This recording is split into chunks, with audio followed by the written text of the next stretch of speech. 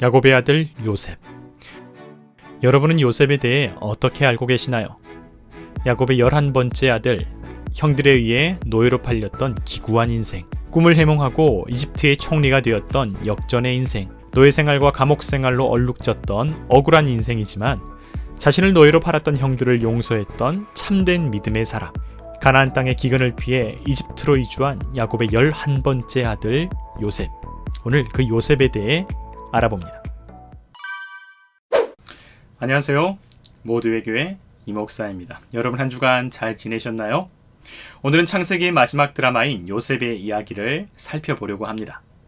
지금 우리는 수입 바이블을 통해 구약 성경의 전체 이야기와 창세기의 내용을 살펴보는 중인데요. 아브라함과 함께 시작된 이스라엘의 고대사는 그의 손자인 야곱에 대해 이르러 절정에 달합니다. 단 한 명의 아들 이삭을 얻기 위해 수십 년을 애썼던 아브라함의 시간이 이제 추억이 되었고요. 이제는 야곱의 아들 12명과 70명에 달하는 친족들로 가문이 불어났습니다. 그 많은 인원들이 요셉과 함께 가나안을 떠나 이집트로 이주하는 것이 창세기의 마지막 내용인데요. 오늘은 그 드라마틱한 요셉의 일대기와 함께 이스라엘이 이집트로 이주하게 된 과정을 살펴보려고 합니다.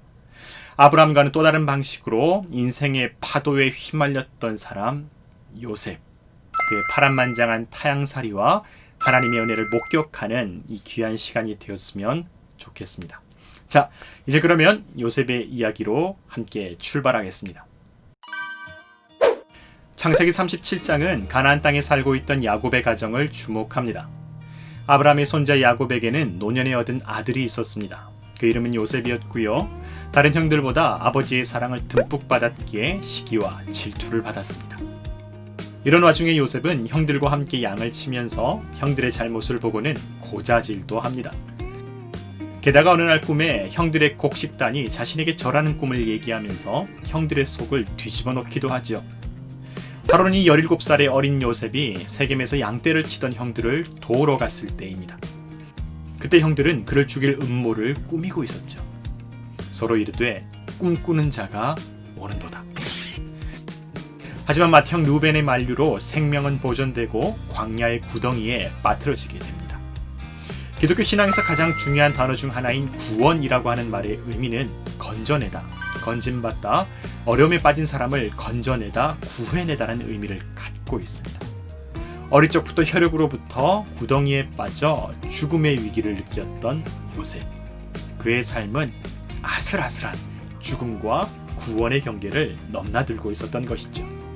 그때 넷째 형이었던 유다를 통해 형들은 요셉을 아라비아의 상인들에게 팔아넘기고요. 요셉은 이집트로 팔려갑니다.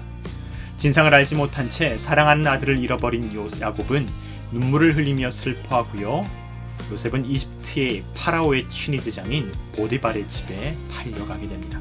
아버지의 사랑 속에 살던 천진난만한 소년의 기구한 여정이 시작되었습니다. 창세기 39장에는 보디발의 집에 팔려간 요셉의 상황을 세밀하게 보여줍니다. 여호와께서 요셉과 함께 하심으로 그가 형통한 자가 되어 보디발의 인정을 받게 되었죠. 요셉은 보디발의 가정 총무가 되어 그 집안에 하나님의 복을 전했습니다. 하지만 보디발의 아내는 매력적이고 빼어난 용모를 가졌던 요셉을 탐냈고요. 그를 유혹합니다. 요셉은 계속되는 유혹을 거절하였지만 여인을 피해 도망쳐 나올 때 두고 온 옷자락으로 인하여서 모함을 받게 되죠. 그리고 감옥에 갇히게 됩니다. 잘 알려진 요셉과 보디발의 아내의 이야기인데요. 여기에 흥미로운 또 다른 이야기가 있습니다. 런던의 대형 박물관에는 파피루스 오르비네이라고 하는 이집트의 옛 문헌이 보관되어 있습니다. 그 파피루스 문헌에는 고대 이집트의 두 형제의 이야기가 기록되어 있는데요. 아누비스와 바타라고 하는 두 형제의 이야기입니다. 옛날 이집트의 아누비스와 바타라고 하는 형제가 한 지붕 밑에서 살았습니다. 동생 바타는 성실하고 매력적이었는데요. 어느 날 형수가 집에서 일하는 동생 바타를 유혹하려고 합니다. 하지만 매사에 올바랐던 동생은 넘어가지 않았습니다. 어느 날 형 아누비스가 집에 돌아왔을 때 형수는 시동생을 헐뜯었고요. 온갖 중상모략으로 바타가 자신을 해치려 했다고 모함합니다. 그러자 아누비스와 바타의 사이는 틀어지게 되고 바타는 위험에 처해지게 되죠. 하지만 바타의 성실한 노력과 인내의 시간을 통해 결국 아누비스는 바타의 결백함을 믿게 됩니다. 그리고 아누비스의 아내는 죽임을 당하게 되는 결말을 맞이하게 되죠. 시간이 흘러 바타는 이집트의 파라오가 되었고 형 아누비스도 바타의 뒤를 이어 새로운 파라오가 되면서 두 형제의 이야기는 막을 내리게 됩니다. 이 이야기는 기원전 1225년 이집트에서 기록되었습니다. 보디발의 가정총무로 일하던 요셉과 그를 유혹한 보디발의 아내와 무척 흡사한 이야기죠. 하지만 차이점도 있습니다. 아누비스의 아내는 결국 마땅한 대가를 받아 죽임을 당하였고 두 형제는 이집트의 파라오가 되지만요. 요셉의 이야기는 다른 결말을 보여줍니다.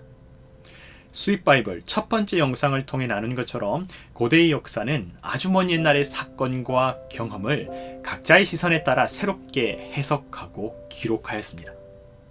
이집트 사람들은 아누비스와 바타의 이야기를 통하여 권선징악의 메시지와 승리하는 정의의 모습을 흥미롭게 풀어냅니다. 하지만 성경의 관점은 다릅니다. 창세기의 기록자는 요셉의 계속되는 역경을 강조하였지만 악을 행했던 보디발의 아내에 대해서는 철저히 무관심합니다. 그러면서 야속하고 서글픈 현실을 살아가는 우리의 리얼한 모습을 생생하게 드러내주죠. 요셉의 인생 더욱더 고독하고 힘겨워지지만 끝까지 성실하고 신실하게 하나님 앞에서의 삶, 코람데오의 삶을 잊지 않습니다. 그 결과 이집트의 최고 권력자가 되어 승리하는 정의의 모습을 나타낸 것이 아니라 하나님의 은혜로 말미암아 파라오와 이집트의 사람들, 온 세계의 위기로 고통받는 온 세계인들을 섬기는 그런 인생이 됩니다. 이처럼 우리는 요셉의 인생을 통해 비슷한 사건과 상황 속에서도 전혀 다른 결말과 인간상을 보여주는 성경의 시선을 발견하게 됩니다. 자, 다시 요셉의 시간으로 돌아갑니다. 감옥에 갇힌 요셉은 죄를 짓고 감옥에 들어온 왕의 두 관리를 섬기게 됩니다. 두 사람은 같은 날 다른 꿈을 꾸었는데요. 요셉이 그 꿈을 해몽하게 됩니다. 요셉의 해몽에 따라 술 맡은 관원장은 파라오의 은혜를 입고 복직되었고요. 떡 굽는 관원장은 파라오에 의해 죽임을 당하게 됩니다. 그리고 2년의 시간이 흐릅니다. 어느 날 파라오는 의문의 꿈을 꾸게 되지만 누구도 그 꿈을 해석하지 못합니다.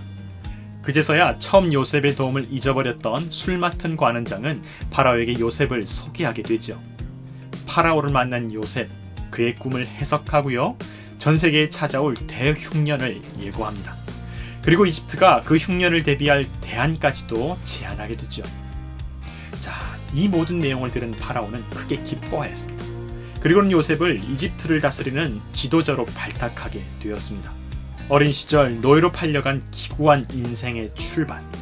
하지만 굴하지 않고 성실하고 지혜롭게 직무를 수행했지만 도리어 모함을 당하고 감옥에 갇혔었던 속상한 시간들. 어려운 일을 도와도 상황이 바뀌면 잊어버리는 냉정한 사람들의 모습. 그러나 하나님과 동행하는 삶을 잊지 않았던 요셉은 결국 새로운 현실을 맞이하게 되었죠. 요셉의 나이 30세의 일입니다. 창세기 40장의 말씀. 많은 시간이 흘렀습니다. 이집트의 총리가 된 요셉은 세계적 위기를 훌륭하게 대처했고요. 그가 속한 이집트를 세계의 중심으로 우뚝 세우게 됩니다. 두려울 것도 없었고 불안할 것도 없었던 안정되고 성공적인 시간. 하지만 그에게도 남겨져 있는 인생의 과제가 있었습니다. 세계적인 위기 가운데 가나안 땅에도 기근이 있었는데요. 야곱의 아들들은 이 세계적인 위기를 잘 극복해낸 이집트로 양식을 구하기 위해 떠납니다. 그리고 요셉의 마지막 과제, 형들과의 마지막 상봉이 기다리고 있었습니다.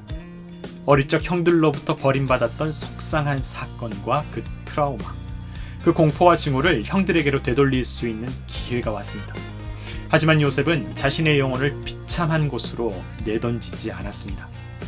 형들을 용서하고요, 함께 화해하면서 자신의 삶은 버림받은 삶이 아니라 하나님의 구원을 위하여 들어쓰신 섭리의 인생이라는 것을 고백하게 됩니다.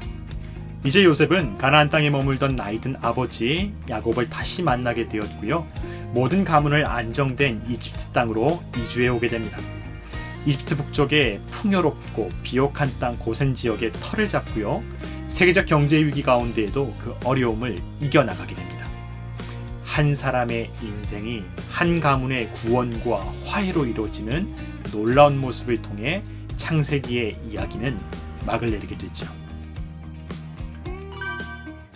네, 여러분, 요셉의 이야기가 선명하게 그려지셨나요? 성경을 통해 나타난 요셉의 인생이 보여주는 진정한 가치는 무엇이었을까요? 요셉의 삶을 이렇게 쭉 살펴보면요, 그가 가졌던 진정한 가치는 꿈을 해몽하는 능력도 아니었고요, 어릴 적부터 위대한 인생을 꿈꿨던 야망도 아니었습니다. 그는 형들에게 팔려서 억울한 노예 생활을 할 때도, 그리고 보디발의 아내 때문에 억울한 감옥 생활을 할 때도, 자신을 모른 척했던 그 술 맡은 관원장의 냉정함에 또 섭섭했을 때에도 하나님과 동행하는 시간을 잃지 않았습니다. 그리고 하나님은 매 순간 요셉과 함께 하셔서 범사의 그를 형통하게 하셨죠. 보디발의 집에서, 모함을 받아 감옥에 갇혔을 때에도, 그리고 몇 년 뒤 이집트의 파라오를 만났을 때에도. 성경은 이집트의 왕 파라오를 통해 그런 요셉의 믿음과 삶을 인증해 줍니다. 창세기 41장 38절과 39절의 말씀. 바로가 그의 신하들에게 이르되 이와 같이 하나님의 영에 감동된 사람을 우리가 어찌 찾을 수 있으리요 하고 요셉에게 이르되 하나님이 이 모든 것을 내게 보이셨으니 너와 같이 명철하고 지혜 있는 자가 없도다. 하나님 앞에서 코람되어 현실의 야속함과 서글픔이 우리의 영혼을 비참하게 만들 때에도 항상 하나님을 바라보며 그 주님의 은혜, 하나님과 동행하는 그 시간을 잃어버리지 않는 저와 여러분이 되었으면 좋겠습니다. 네, 오늘 제가 준비한 시간은 여기까지입니다. 여러분, 우리 한 주간도 믿음 안에서 승리하시고요. 그러면 오늘도 감사합니다.